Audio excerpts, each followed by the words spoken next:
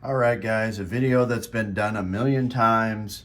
The ZT0562 tie versus the actual Hinderer XM18 3.5 inch. Now, I think it says a lot for the ZT, the fact that it's been compared to the original. So for those of you that don't know, this is the famous XM18. It's a highly sought after knife right now. They're going on eBay for ridiculous prices. They retail for about $425, but you can see them on eBay for $580 up to $800 sometimes. It's a mid-tech knife. That means it's partially custom. There's a lot of in-house custom machining and fitting they do with it, while the ZT version is designed by the same guy, Rick Hinderer, but this is obviously, ran by ZT. It's a production knife. So this is a production version of this. I've heard that some of the parts are interchangeable, but there are some major differences. As you can see, the end shape is very different. You've got this flat part right here that does not exist here. And then I thought it was weird, this little nub is more pronounced on the ZT than it is there, but both are excellent knives. I didn't think that the Hinderer XM18 was all that it was cracked out to be. I mean, it is a very nice custom knife for sure, but I'm going to compare the two and we'll see who's the winner. Now, this is the latest generation. I think it's like the third generation of the 0562 tie. Hinderer designed. It's in 20 CV steel. This is also in 20 CV steel, but I think they do a little bit better in their tempering and hardening process with this version.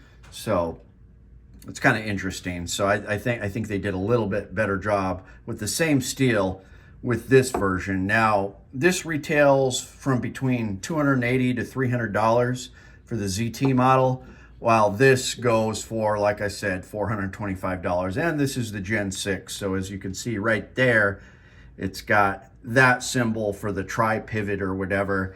It's got the Teflon, no, it's got bearings in it right now, but it comes with Teflon washers and brass washers. And I prefer brass washers because less stuff can happen. But right out of the box, I have to say the ZT wins as far as action, because listen to this.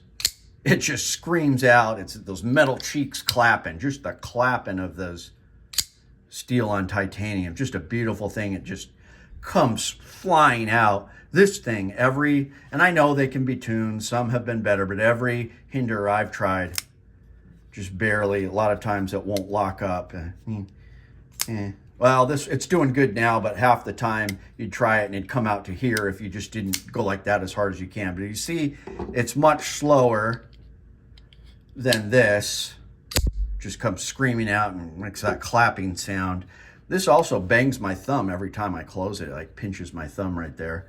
No doubt this is a higher quality knife. If you're a collector, a tinkerer, it's got all these different styles of, it's got the regular screwdriver screw right there, then it's got the different ones here.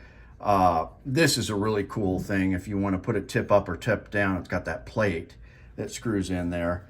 But as far as action, I have to say I prefer the ZT. Now, it's too bad that the ZT only has bearings, because that can get, if you're outdoors getting gunk in it, you don't have the option of using brass washers, that it can mess your knife up. So that's one downside to it. They're both about the same weight. I think one is slightly heavier. This might be slightly heavier. I do note that this doesn't have the titanium scale. Hinderer charges $200 for the titanium scale. And I'm a fool like everyone else. I'm planning on getting one.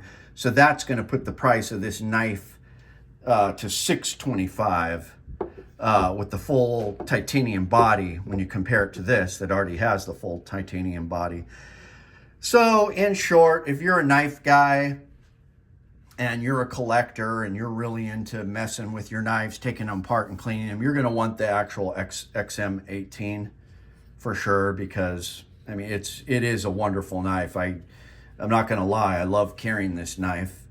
But if you're kind of new to knives and you just want like an everyday user, I would just go ahead and pay the $300 and get one of these, because I mean, this is probably one of the best ZT knives that I've seen.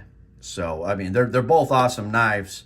As far as you're going to get a better quality knife with this for sure. But I like the action better on the ZT. And if you just want like an everyday user and you're not big into collecting or whatever, you want an all titanium frame lock, go ahead and get the ZT. For value, ZT wins. No question. For the $300 you're going to pay, you're going to get a heck of a knife. I mean, this knife just speaks authority. But you know, if you're a collector, a lot of first responders get the Hinderer knife because Rick Hinderer has that background. That's what he designed this for. It's definitely a better quality knife. It's just up to you if you want to pay that much more for this. But you know, I'm not sad I got it. I'm definitely going to put the brass washers in, and it is a wonderful knife. I'm going to get the $200 titanium scale for it, but I would say choose a ZT if you're just newer to knives and not sure what to get. I mean, you won't be sad that you got one. I mean, this is an awesome knife. So let me know what you guys think. I know there's diehard Hinderer fans out there that would disagree with me, and really, if you can afford it, get both. But I don't know. That's my story, and I'm sticking to it. Let me know what you guys think. Thanks, guys.